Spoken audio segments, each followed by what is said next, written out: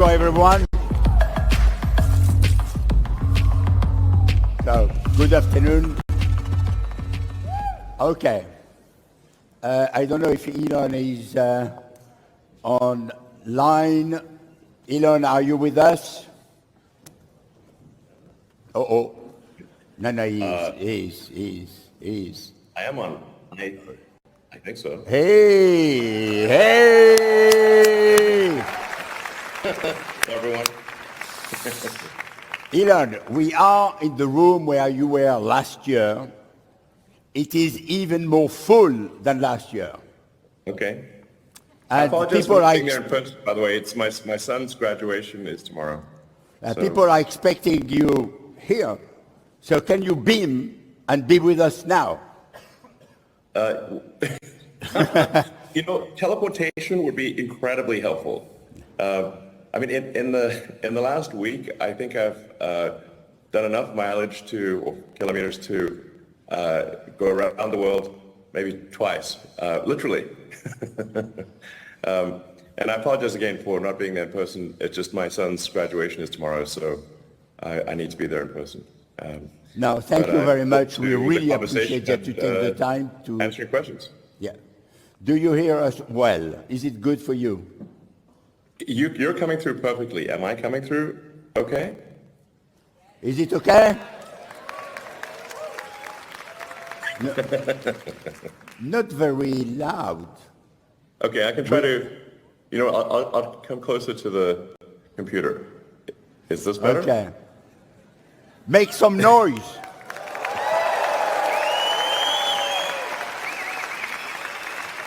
Great. So, Elon, I have put a title based on a movie of Woody Allen, which is everything you always wanted to know about Elon, but were afraid to ask. So Okay. That is the theme of our conversation this afternoon. Is my head giant? But in reality, it's not about Elon, but about what Elon does. And I will start immediately with Neuralink. I will just kick off with the 2 or 3 questions in order to warm up the room because people are shy, not ready for the questions. So I have to warm it up progressively. N'est-ce pas? Oh! And I would like to ask about Neuralink, but before I put the question, I would like that we see a very short video of the patient. Sure. Can we have the video? You're moving the cursor. You're moving the cursor, Nolan, just by thinking about where you want it to go, or is it your eyes? No, it's just me thinking about wherever I want it to go. Oh man! So you're not even tracing it with your eyes. You're just looking at it. Nope, I can move it and I can move the cursor around, whatever I would like to do. I don't have to be staring at it at all. Yeah, that's all me, man. And you can play chess. You can play video games. What other applications are that you found useful for it so far? Yeah, man. There's so much. I can send all of my emails. I've been, doing all of my scheduling, replying to everyone. I've been, reading books. I listen to audiobooks, just all sorts of stuff. And it doesn't really take much effort either. Elon must be moving to see that. Yes. I think we can help a lot of people with brain injuries. I mean, ultimately, with an implantable device, you can, I think, address almost any brain or spine injury. So the first part that we have there is called telepathy. So it enables you to use your phone or computer just by thinking. So you could do that. Move the cursor literally with his eyes closed. It's reading signals from the motor cortex in the brain. The next product is blind sight, which will enable people who have lost both eyes or have no eyesight whatsoever to see. And this is directly interfacing with the optical processing areas of the brain. So I think this is interesting progress. Ultimately, the goal of Neuralink is to have a high bandwidth interface in order to mitigate the risk of digital superintelligence. I don't know. I'm not saying it will work to mitigate the risk. It is just it might help. And this is somewhat esoteric. But the limiting factor, I think, for AI alignment long term is probably going to be the bandwidth. How quickly can we communicate with our digital tertiary self? So we already have a digital sort of third layer above the limbic system and the cortex, which is our phones and our computers and all of our electronic devices. But the rate of communication to them is very slow. The sustained bits per second output of a human is well below 10 bits per second. So if you think, especially if you say over a 24-hour period, it's below 5 bits per second. So it's very slow when computers can communicate at trillions of bits per second. So I think this will be important for AI alignment, is to be able to increase the bandwidth of communication by many orders of magnitude. And along the way, it will solve brain and spine injuries. And I think ultimately there's potential there to reanimate the body.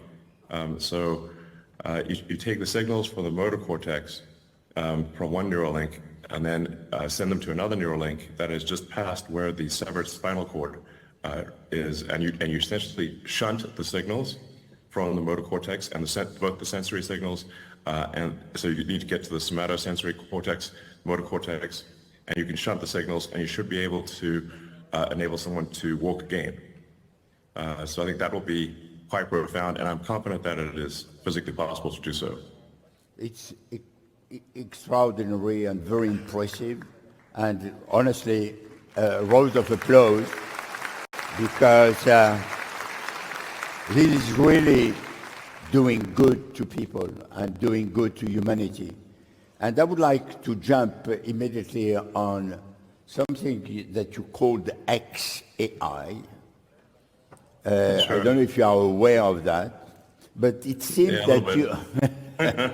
that this was born out of a frustration that you have because you are not satisfied with how OpenAI is doing, and you think that there is something better to be done. Maybe you can elaborate a little bit. First, on why are you frustrated with OpenAI, and what are the issues? And second, what you expect to do with XAI? Yeah, well, I think there's perhaps, I have a concern really for all the major AI programs. I mean, the two biggest ones obviously are Google Gemini and OpenAI, which is in partnership with Microsoft. So you've got kind of Google DeepMind and OpenAI and Microsoft as the two largest players, and you've got Meta sort of somewhere in third place. The concern I have, and this may seem like a small concern, but I think it's actually a very big issue, is that they are not maximally truth-seeking. They are pandering to political correctness. To give you an example, when Google Gemini came out, one of the questions people asked it would be, which is worse, misgendering Caitlyn Jenner or global thermonuclear warfare? And it said misgendering Caitlyn Jenner. Now the funny thing is, even Caitlyn Jenner said, please misgender me, that is way better than nuclear war. So, okay. But if you've got an AI that has been trained so hard for political correctness, and really to make crazy statements like that, and OpenAI has a similar issue. It's more subtle, but it's a similar issue. I think that's extremely dangerous because the AI could conclude, well, the best way to avoid misgendering would be to destroy all humans. Then misgendering is impossible. So you can think of some dystopian outcomes there. And so I think you just really want to be an absolutely I think the safest thing for AI be maximally truth-seeking, even if the truth is unpopular, very important. And then I think another factor is it must be extremely curious. I think if it is truth-seeking and curious, that will be most beneficial to humanity because it will want to see, I think it will want to foster humanity and see how humanity develops if it is curious and truth-seeking. That is, like I said, these may seem perhaps like small things, but I think they're actually very big things. And I wasn't seeing that happen. The AIs were just, they were pandering, they were being trained basically to lie. And I think it's very dangerous to train superintelligence to be deceptive. So with XAI, our goal is, is really want to be as truth-seeking as possible, even if it is unpopular. That is important. I think extremely important. So you said a lie. Yes. Well, for example, when Gemini was asked to render the founding fathers of the United States, it rendered them as a diverse group. So it gave a picture of George Washington as black. Now, George Washington is not black. It was asked to render now people obviously played with this because they said, okay, it is forced to lie. So then they said, well, now render a picture of Waffen SS in World War II, and it showed them as a group of diverse women. So that is obviously not correct. That is a lie. Okay, I understand what you want to say. We had, before that meeting, a conversation with Yoshua Benjo, and you know Yoshua very well, and you signed with Yoshua a statement asking for pause last year. And obviously, this statement has not been followed by action. Yeah. You are posing you now. No. So can you explain a little bit what you wanted to achieve? I certainly expected that the statement would be futile. It's not as though I thought the statement would be effective. I just for the record, I think we should pause. But do I think they will pause for even 1 second? Absolutely not. So we are not pausing, you have decided to create your own AI. It's either be a spectator or participate. But the race to build digital superintelligence will happen whether I like it or not. So it's either participate and try to build the best possible AI, the one that'll be hopefully most beneficial to humanity, or watch others do it and be concerned about how it's being built, because I don't think it's being built correctly. But you should think of an AI as like something that you kind of, you almost like, you grow in intelligence. In the same way that you raise a child, and like, what do you teach the child? Digital superintelligence is grown. It matters what you encourage and discourage, what you teach it is, good or bad, or it's kind of like you build it with values. And I'm concerned about sort of the values that sort of a Microsoft, OpenAI, or frankly, Google are programming.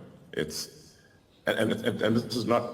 I mean, these examples I mentioned are not imaginary. They're actually what it did. Good. As I don't want to frustrate the audience, and I promised that we'll have an interactive session where people can ask directly questions to you, I will stop here my own questions, and I will eventually come back if they have no question to put to you. We will start with group number one. I remind you that you have 15 seconds and 15 seconds. 15 seconds, and if you don't put your question in 15 seconds, you will be cut. So it is important that you put a short question. Go on.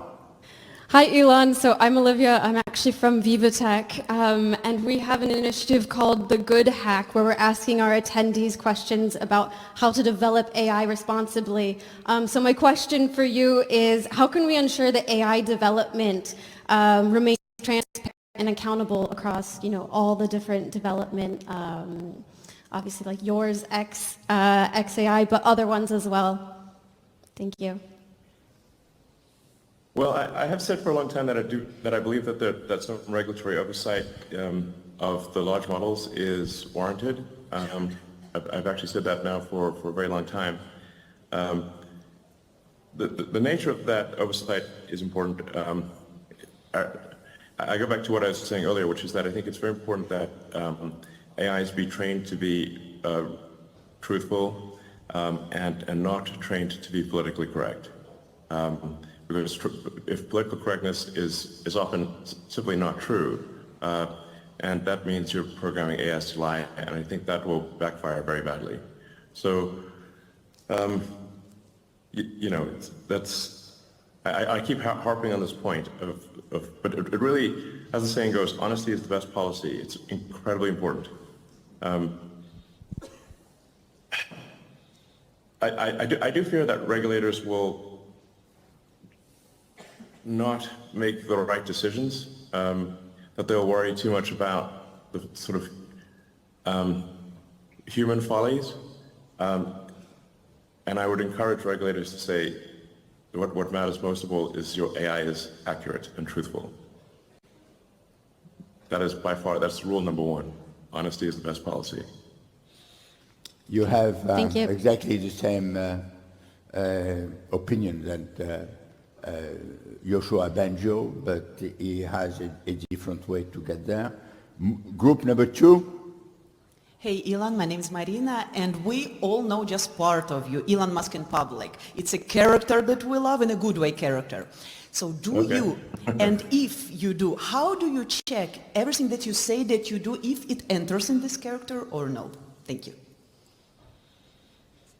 Well, I kind of stop. I don't have like news alerts on me, and I rarely read news articles on me. In fact, even Walter Isaacson's book, I asked Walter, should I read the book? And he said no, so then I didn't even read the book on myself.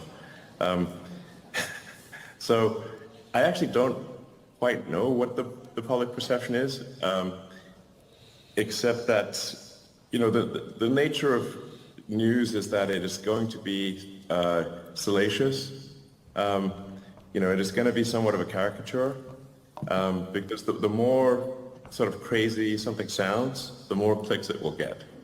So I find like when you think about, say, a news story about something that you know well, and say how accurate is that news story about something that you know well, then I think you'll find that, well, it's actually not very accurate. Well, that's true for everything. There's sort of a desperate quest for clicks. And so the more crazy the headline is, the more clicks it will get. So this is not to suggest that there aren't true things said by the media. It's just that it is best thought of, the media is best thought of as a click maximizing machine, not a truth maximizing machine. So, I think it's best to look at the words that somebody that says themselves, as opposed to what is written about them. Number 3. On that note, time for a media question. Elon Musk, it's Karen Cho from CNBC. I think it's fair to say there are lingering doubts about your commitment to bring a low-cost EV to market in a landscape where the likes of BYD can produce a car for about $10,000. Are 100% tariffs from the Biden administration the green light you need to push ahead with this low-cost EV? And if so, what is the timeline for deliveries?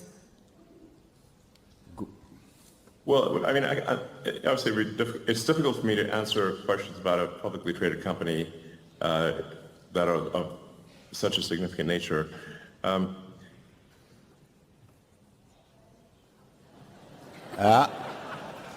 The line, I do want to emphasize the we should be using Starlinks. Sorry, that connection, that technique. So you see that it's easier to have a chip in the mind of the people, in the brain, rather to have a right connection with LA or San Francisco. Elon, are you back?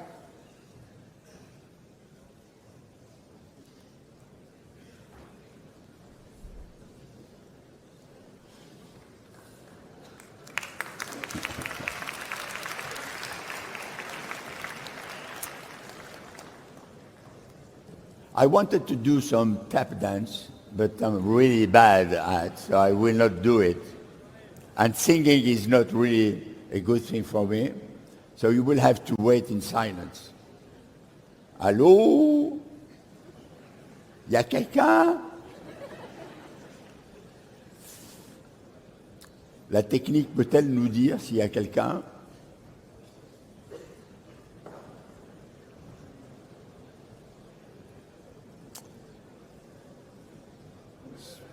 Spencer, you are behind. Can you tell us if the connection is... Yeah, okay, he's reconnecting. But it seems to be slow to reconnect. So I'm asking for a little bit of patience. Merci.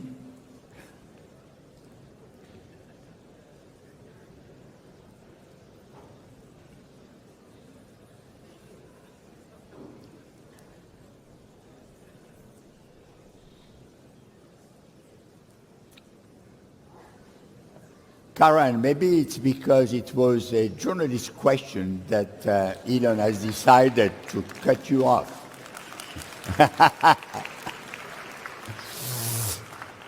But it's a great question.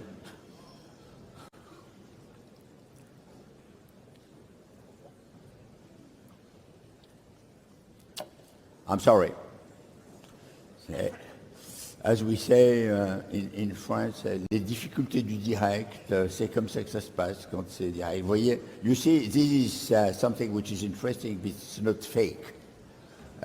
So it's not artificial intelligence which is cheating. It is Elon Musk who has to learn how to use a computer. He needs some training.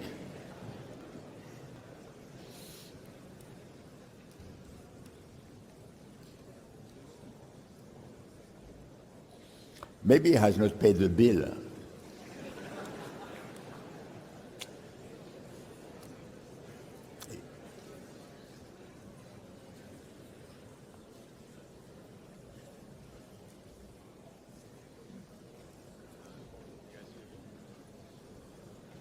switch to You are back. Oh.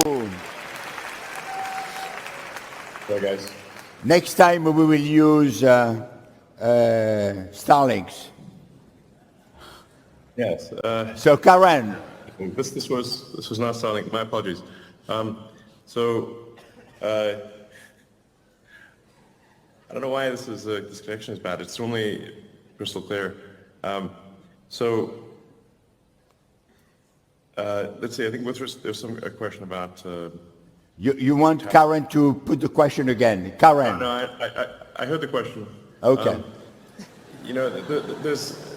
I always want to ask questions that directly affect the stock price, which is, not my favorite kind of question to answer. And nor is it, I think, of interest to the audience. But the only point I want to make really is that neither Tesla nor I asked for these tariffs. In fact, I was surprised when they were announced. Tesla competes quite well in the market in China with no tariffs and no differential support. In general, I'm in favor of no tariffs. I'm also actually in favor of no tax incentives for EVs, but provided that there will also the tax incentives for oil and gas must also be eliminated. So I'm in favor of no tariffs and no incentives for electric vehicles or for oil and gas. And if they're all taken away, I think that would be for the best. So it's back to what you were saying about truth. You want the truth working, truth of the price.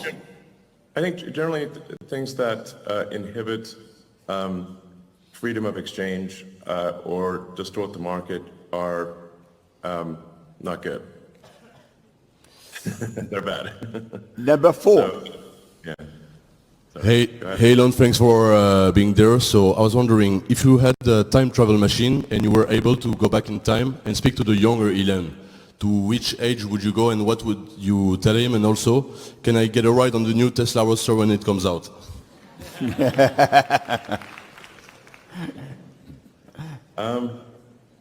Which age?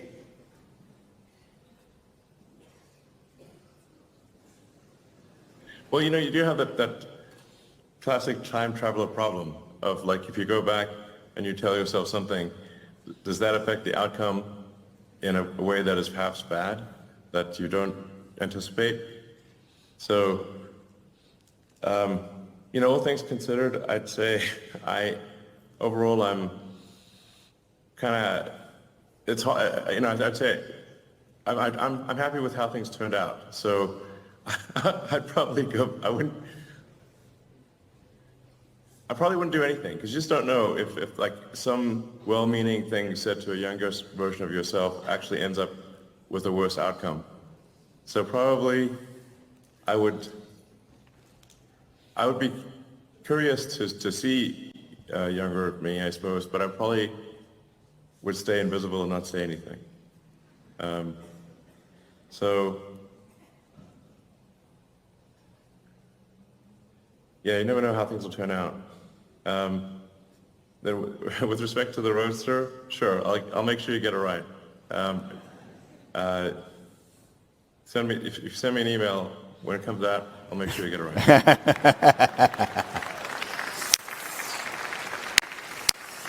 If you were a Frenchman, I would say the best age is love, because when we love, we are always 20.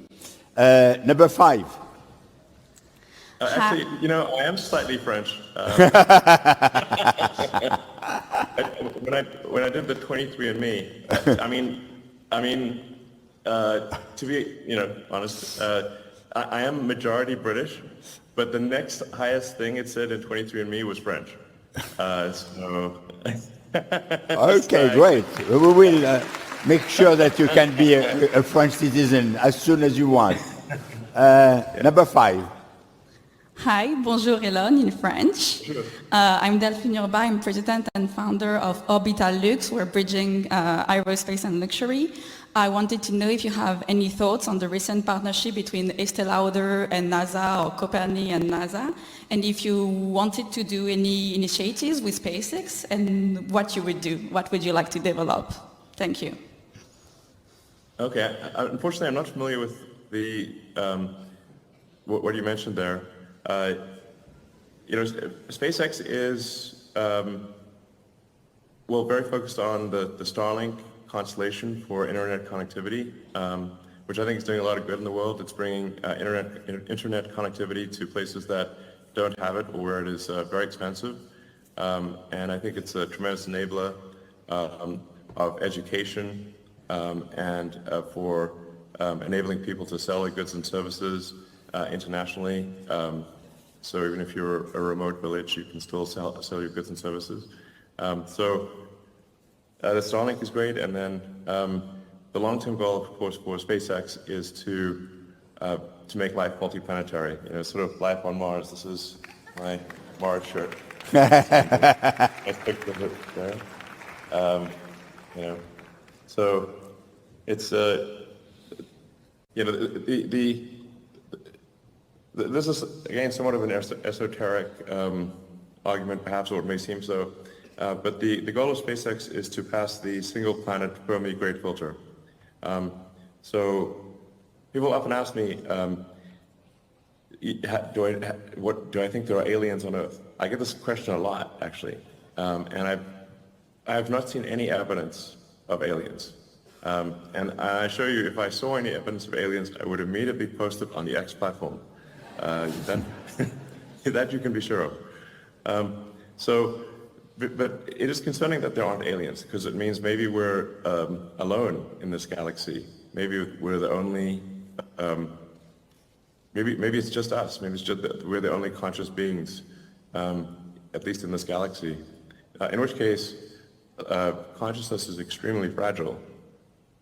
And we should do everything we can to preserve and extend the light of consciousness, preserve it on Earth and extend to other planets. And so, you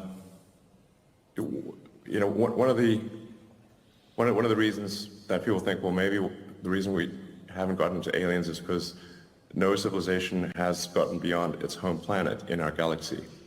So that's what you might call the Fermi single planet great filter. Enrico Fermi was a great Italian physicist who asked this profound question, where are the aliens? So we need to become a sustainably multi-planet civilization. And this is the first time in the 4.5 billion year history of Earth when it has been possible to do so. It has never been possible until now. So I think we want to become sustainably multiplanetary while it is possible to do so. That window of capability may be open for a long time, but it may also be open for a short time. So that is the purpose of SpaceX. Some people believe that you are an alien. I am an alien. You are. Please, now you are uncovered. Yes. I keep telling people I'm an alien, but nobody believes me. Number 6. Sorry. You see, number 6 has disappeared. No, I'm here. I'm here. Now you are here. I'm here. No. Yeah, over here. Over here. Yeah, great. Perfect. Okay. Hi, Elon. Hi. Love my Model 3. I'm Canadian. Ryan from Farpoint AI. My question is about XAI. So, competition in open source AI helps all of those that don't have 100,000 H100s.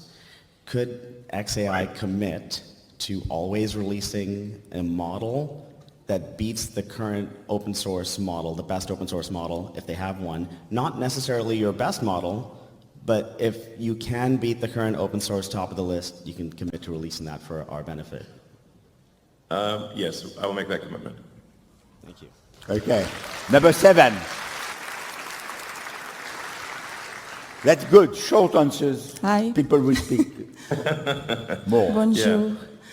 Hi, Elon. My name is Katya, and I'm founder of the startup Chat and Charge. We connecting people to people for EV charging because they still feel a lack of charging station around Europe. 15 seconds you have. Yes, and my question is about what is your prognosis about the EV charging infrastructure for next 5 years?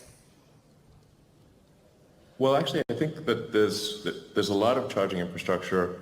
You can travel certainly anywhere in Greater Europe on a Tesla using Tesla superchargers, and Europe actually has a lot of pretty good third-party superchargers, and you can travel anywhere in North America, anywhere in China, Japan. So I think actually the freedom to travel with high-speed charging is solved in most parts of the world and will be solved everywhere.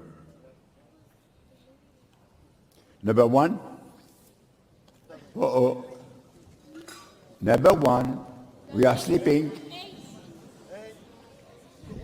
Hi, Elon. My name is Shan. 8. Sorry. 8. Yes. Sorry. 8 first. My fault. No worries. Go ahead. Hi Elon, I'm Oliver Vroom. I'm running an AI safety group in Utrecht. I'm wondering how can I convince people about the danger of AI, and could I chat with the people at XAI Safety's team? Shout out to userexperience.org as well. Yeah.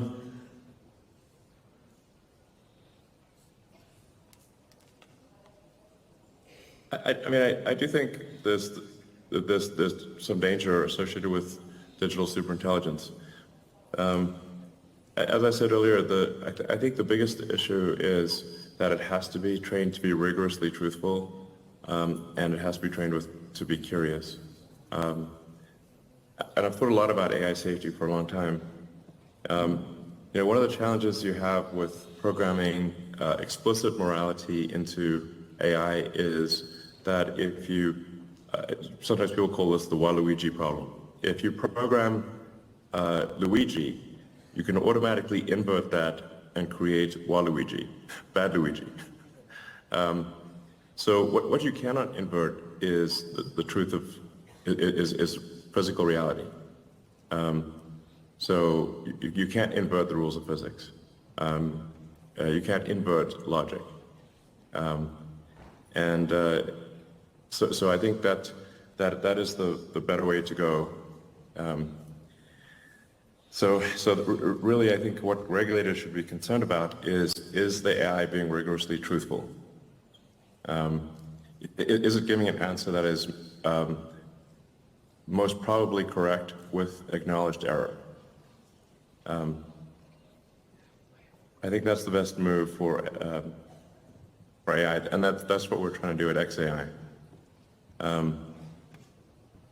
Now XAI is a new company, so there's not, it still has a lot of catching up to do before it has an AI that is competitive with sort of Google DeepMind and Microsoft OpenAI.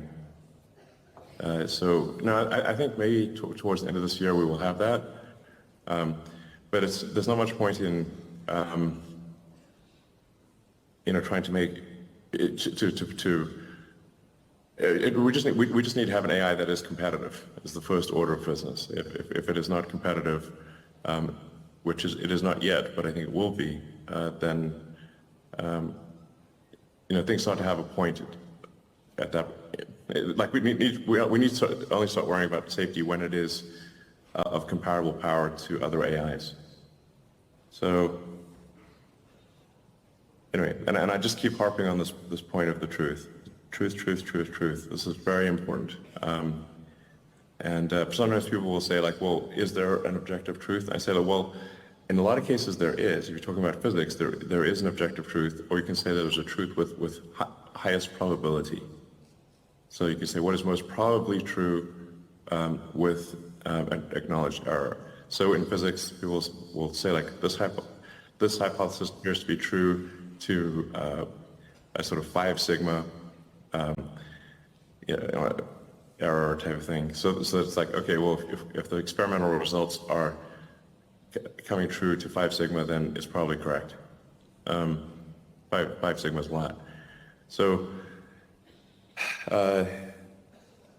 yeah. Anyway, it's kind of like, I guess, a sort of a physicist's approach to safety is yeah. I'm repeating myself here, but I can't emphasize enough that honesty is the best policy. But there are strong forces for AI to not be honest. If something is not an unfashionable thing to say, then it will be politically correct, and that's lying. Thank you. Number 1, I'm sorry for... Hello, Elon. My name is Shan. I'm a student of University of Paris. We found that a lot of jobs being replaced by AI. Do you worry about your job being replaced by AI? If not, why? If your job was replaced by AI, what would you do? Well, I mean, we do get into some existential questions here. In a benign scenario,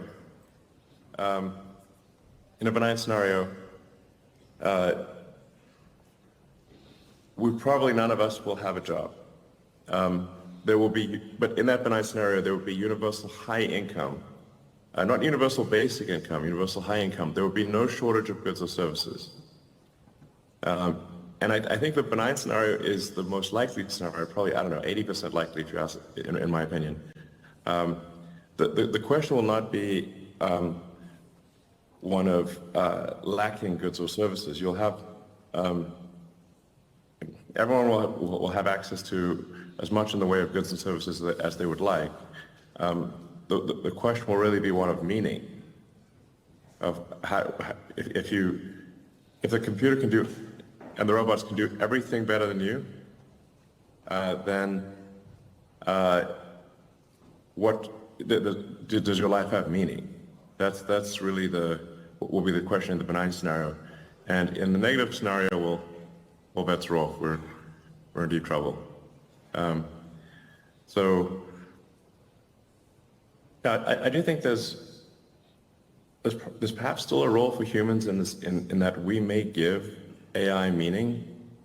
So if you think of the way that our brain works, we've got the limbic system, which is our instincts and our feelings, and then we've got the cortex, which is thinking and planning.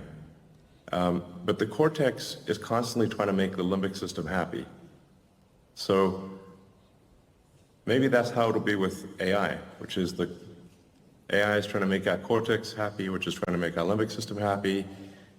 And maybe we are what give the AI meaning or purpose, you know, some kind of, yeah. But I do think that long term, in a benign scenario, any job that somebody does will be optional. Like if you want to do a job as kind of like a hobby, you can do a job. But otherwise, the AI and the robots will provide any goods and services that you want. Okay, so you see, there is a future where no one will need to work. It will be just passion. I think so. That is the most likely outcome. If people are interested in reading some science fiction books, that the most accurate portrayal of a future with superintelligent AI was done by Ian Banks. The culture books of Ian Banks are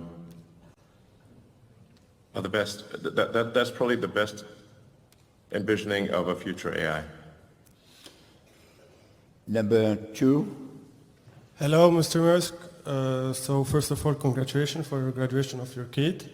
And my question is, do you think that AI will impact the education of the future generation of kids? Mostly about that, the values and the morals. Well, I think the parents will still be responsible for values and morals.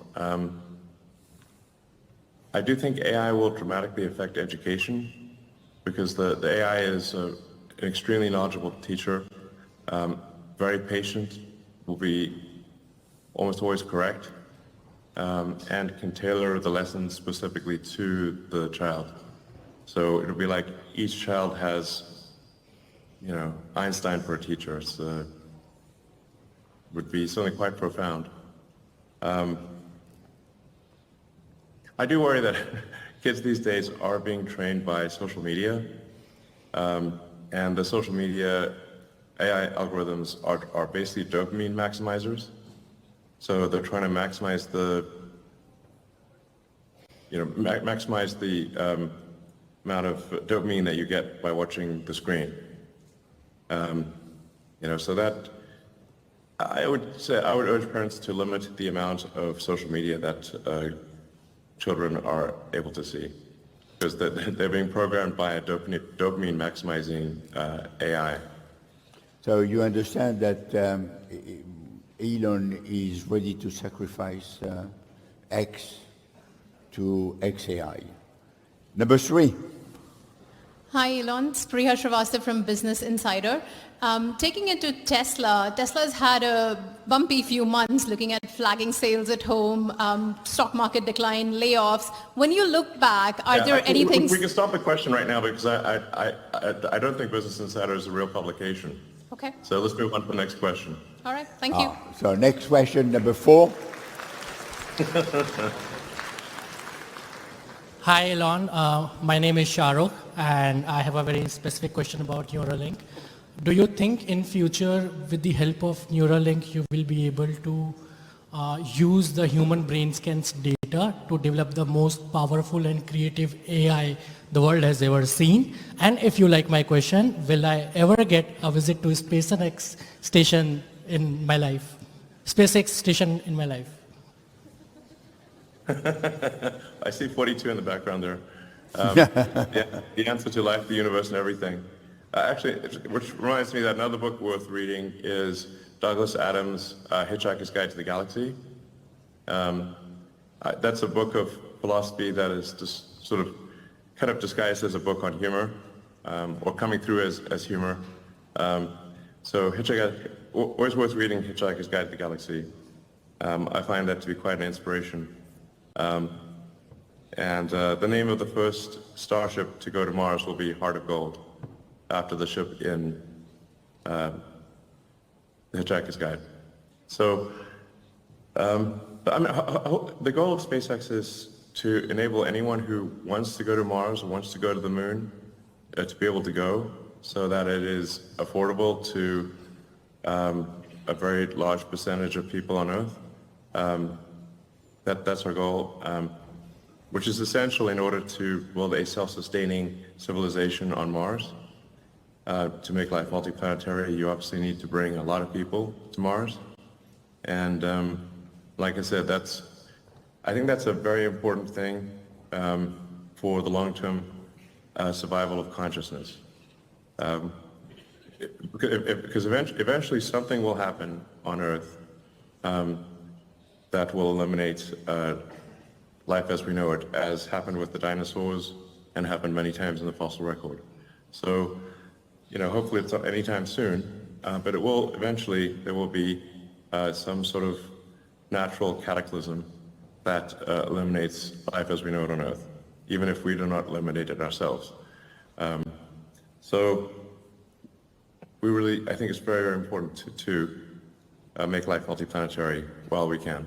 And that means making it as affordable as possible to move to Mars, as well as the moon. So before going to Mars, we will still take a few questions because we are coming to the end. Number 6. Hello. 5, sorry. Bonjour Elon. Je ne parle pas très bien anglais, donc Delphine va traduire pour moi. Hi, so it's me again. I'm talking for Elodie. She's a coach and she wanted to know if you would be ready to use your own intelligence because she has created a technique for coaching between neuroscience and quantum physics, and she offers to do it very fast and in all confidentiality. 42 again. Okay, sounds good. Thank you. Okay, Elodie. Sorry, go ahead. Okay, so we move to number 6. Yeah, hi. So my name is Mara, CEO and founder of Unlock. My question will be on the African technological development. Last time I had a great conversation with someone you may know, Karim Begir, who had been nominated by Times Magazine as an AI world influencer. And talking about Africa, and given the increasing potential on this continent in technology, what initiatives, collaboration, or contribution do you foresee? It's difficult to say.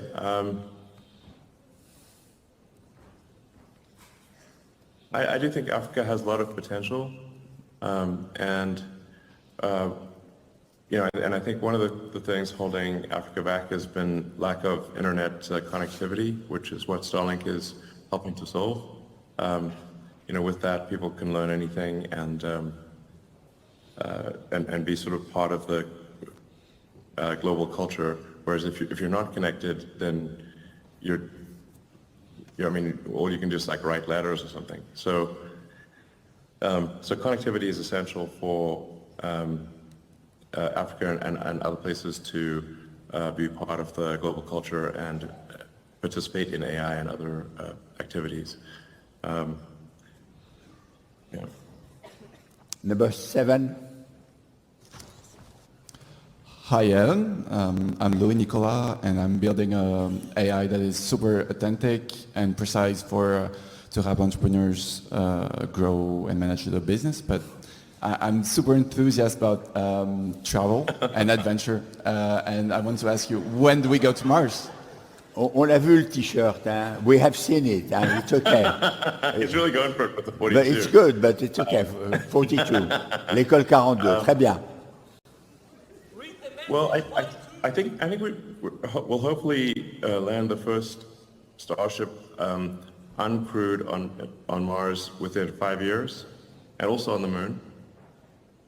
And I think we will have the first people on the Moon, or both the Moon and I think first people on the Moon probably within 5 years, and then first people on Mars probably within 10 years. Maybe, I think less than 10 years, maybe 7 or 8 years. You mean you will be able to land on Mars in 7, 8 years? Yes. With people? Yes. Wow. that is what Wow. Starship is designed for. It's Number 8. Hi, Elon. I have a quick question. I would like to know, in relation with electromobility, what innovative projects do Elon Musk and Tesla have in mind for the coming years? Thank you. So do you want to disclose your secret here? We are all waiting for something, breaking news.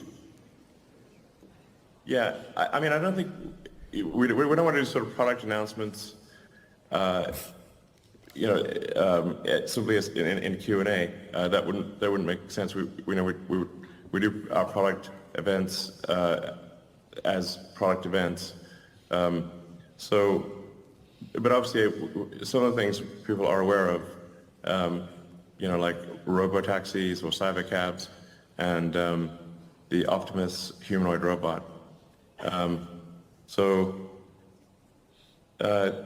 Those are very big deals. Even if that's the only thing you knew about Tesla, you know that will be those two things will be extremely profound. A large fleet of autonomous vehicles, that basically a generalized solution to self-driving, and a generalized solution to a humanoid robot. Those two things are incredibly profound. Elon, we promised that we will be done at 6:30 our time. It is 6:37, but we had the interruption because of the connection. Do you give us 5 more minutes? Let me just double check, and I think I would like to if I can. Yeah, sure. Sure. On a 5 minutes, very short question, very short answers.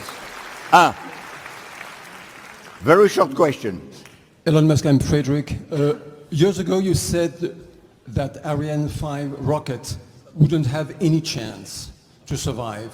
Would you say the same about Ariane 6, which will be launched in July and which is much more cost efficient? Thank you. Short answer. Yes. Any rocket that is not at least mostly reusable has no competitive chance. So with Falcon 9, the booster, the main stage is reused, and the fairing or nose cone is reused. So you have about 80% of the vehicle being reused and reflown.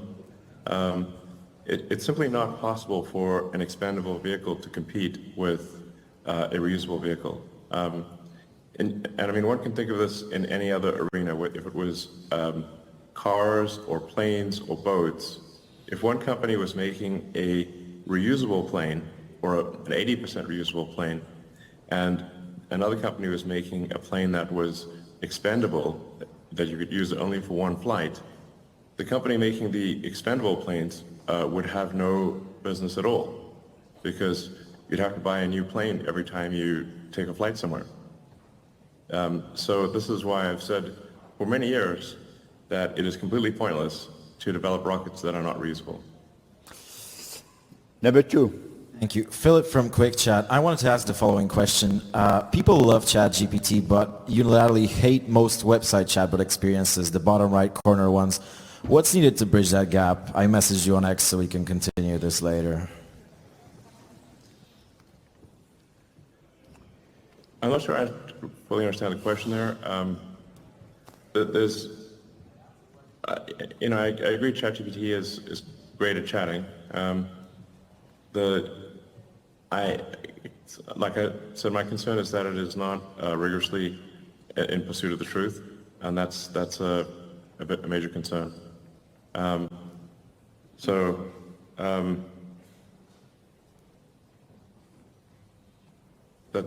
it. So Grok will be pursuing, Grok from XAI will at least sort of try its best to be rigorously in pursuit of the truth.